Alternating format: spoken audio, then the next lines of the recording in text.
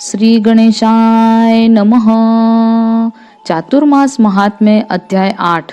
भगवान शिव का नर्मदेश्वर शिवलिंग रूप होना तथा गालव शूद्र संवाद का उपसंहार। श्री महादेव जी कहते हैं, पार्वती द्विजों के लिए ओमकार सहित द्वादशाक्षर मंत्र का विधान है तथा स्त्रियों और शूद्रों के लिए ओमकार रहित नमस्कार पूर्वक नमो भगवते वासुदेवाय द्वादशाक्षर मंत्र का जाप बताया गया है। संकर जातियों के लिए राम नाम का षडक्षर मंत्र ओम रामाय नमः है, वह भी प्रणव से रहित ही होना चाहिए। ऐसा पुराणों और स्मृतियों का निर्णय है। यही क्रम सब वर्णों के लिए है और संकर जातियों के लिए भी सदा ऐसा ही क्रम है। पार्वती, प्रणव जप में तुम्हारा अधिकार नहीं है, अतः तुम्हें सदा नमो भगवते वासुदेवाय इसी मंत्र का जप करना चाहिए। यह प्रणव सब देवताओं का आदि कहा गया है। ब्रह्मा, विष्णु और शिव सभी अपनी प्रिय पत्नियों के साथ प्रणव में निवास करते हैं। सब प्राणी और समस्त तीर्थ उसमें विभाग पूर्वक स्थित है। प्रणव सर्व तीर्थमय तथा कैवल्य ब्रह्ममय है। शुभानने, जब तुम चातुर्मास में भगवान विष्णु की प्रसन्नता के लिए तप करोगी, तब प्रणव सहित द्वादशाक्षर के जप करने के योग्य होगी। जब तपस्या की वृद्धि होती है, तब भगवान विष्णु में भक्ति होती है। प्रतिदिन भगवान विष्णु का स्मरण करना चाहिए। इससे जिह्वा पवित्र होती है। जैसे दीपक प्रज्वलित होने पर बड़े भारी अंधकार का नाश हो जाता है, उसी प्रकार भगवान विष्णु की कथा सुनने से सब पाप नष्ट हो जाते हैं। अतः पार्वती, तुम भगवान विष्णु के शयन काल में द्वादशाक्षर मंत्र राज का विशुद्ध चित्त होकर जप करो। वे ही भगवान संतुष्ट होकर तुम्हें द्वादशाक्षर सहित अखंड ब्रह्म स्वरूप का उत्तम ज्ञान प्रदान करेंगे। तुम ब्रह्मा जी के कोटि कल्पों तक द्वादशाक्षर मंत्र का जप करती रहो। जो प्रणव सहित मंत्र राज का ध्यान करता है, उसका कभी नाश नहीं होता। महादेव जी के ऐसा कहने पर पार्वती जी चौमासा आने पर हिमालय के शिखर पर तपस्या करने के लिए गई। वे 3 वस्त्रों से युक्त हो ब्रह्मचर्य व्रत का पालन करती हुई प्रातः, मध्याह्न और सायं तीनों समय भगवान के हरिहर स्वरूप का ध्यान करने लगी। उनके साथ उनकी सखिया भी थी। विशाल नेत्रों वाली पार्वती ने अपने पिता हिमालय के मनोहर शिखर पर क्षमा आदि गुणों से सुशोभित हो तपस्या की। पार्वती जी के तपस्या में संलग्न होने पर भगवान शंकर सब और पृथ्वी पर विचरण करने लगे। एक दिन उन्होंने जल की उत्ताल तरंग मालाओं से सुशोभित यमुना जी को देखकर उसमें स्नान करने का विचार किया। वे ज्यों ही जल में घुसे कि उनके शरीर की अग्नि के तेज से वह जल काला हो गया।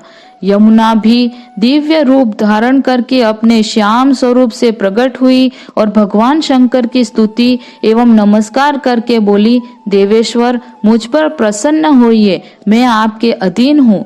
महादेव जी ने कहा, जो मनुष्य इस पुण्य तीर्थ में स्नान करेगा, उनके सहस्त्रों पाप क्षण भर में नष्ट हो जाएंगे। यह पवित्र तीर्थ संसार में हर तीर्थ के नाम से विख्यात होगा। ऐसा कहकर भगवान शिव यमुना को प्रणाम करके अंतर्ध्यान हो गए। उन्होंने यमुना के किनारे मनोहर रूप धारण करके हाथ में वाद्य ले लिया और ललाट में त्रिपुंड धारण करके शिखर पर जटा बढ़ाए मुनियों के घरों में स्वेच्छानुसार घूम घूम कर अंगों की चपल चेष्टा का प्रदर्शन प्रारंभ किया। वे कहीं गीत गाते और कहीं अपनी मौज से नाचने लगते थे। स्त्रियों के बीच में जाकर कभी क्रोध करते और कभी हंसने लगते थे। इस प्रकार उन्हें सब और घूमते देखकर मुनि लोगों ने क्रोध किया और यह शाप दिया कि तुम लिंग रूप हो जाओ। शापित होने पर भगवान शिव अन्यत्र बहुत दूर चले गए। उनका वह लिंग रूप अमरकंटक पर्वत के रूप में अभिव्यक्त हुआ और वहां से नर्मदा नामक नदी प्रकट हुई। नर्मदा में नहाकर, उनका जल पीकर तथा उसके जल से पितरों का तर्पण करके मनुष्य इस पृथ्वी पर दुर्लभ कामनाओं की भी प्राप्ति कर लेता है। जो मनुष्य नर्मदा में स्थित शिवलिंगों का पूजन करेंगे वे शिव स्वरूप हो जाएंगे। विशेषतः चातुर्मास में शिवलिंग की पूजा महान फल देने वाली है। चातुर्मास में रुद्र मंत्र का जप, शिव की पूजा और शिव में अनुराग विशेष फलद है। जो पंचामृत से भगवान शिव को स्नान कराते हैं उन्हें गर्भ की वेदना नहीं सहन करनी पड़ती। जो शिवलिंग के मस्तक पर मधु से अभिषेक करेंगे उनके सहस्त्रों दुख तत्काल नष्ट हो जाएंगे। जो चतुर्मास में शिवजी के आगे दीपदान करते हैं वे शिवलोक के भागी होते हैं। जो जल धारा से युक्त नर्मदेश्वर महालिंग का चातुर्मास में विधि पूर्वक पूजन करता है वह शिव स्वरूप हो जाता है।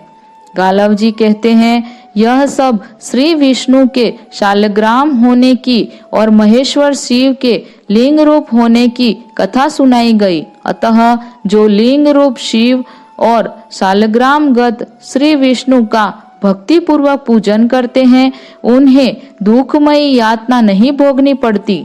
चौमासे में शिव और विष्णु का विशेष रूप से पूजन करना चाहिए। दोनों में भेदभाव न रखते हुए यदि उनकी पूजा की जाए तो वे स्वर्ग और मोक्ष प्रदान करने वाले होते हैं। जो भक्ति पूर्वक हरि और हर की पूजा करते हैं उन्हें भगवान श्री हरि मोक्ष प्रदान करते हैं। विवेक आदि गुणों से युक्त शूद्र उत्तम गति को प्राप्त होता है। हे महाशूद्र, तुम्हें बिना मंत्र के भगवान विष्णु और गिरिजापति महादेव जी का षोडशोपचार से पूजन करना चाहिए। उनकी पूजा बड़े बड़े पापों का नाश करने वाली है। ऐसा कहकर पैजवन से पूजित हो महर्षि गालव शीघ्र ही अपने आश्रम को चले गए। जो मनुष्य इस प्रसंग को सुनता और पढ़कर दूसरों को सुनाता है उसके पुण्य का कभी अंत नहीं होता। ओम नमो भगवते वासुदेवाय।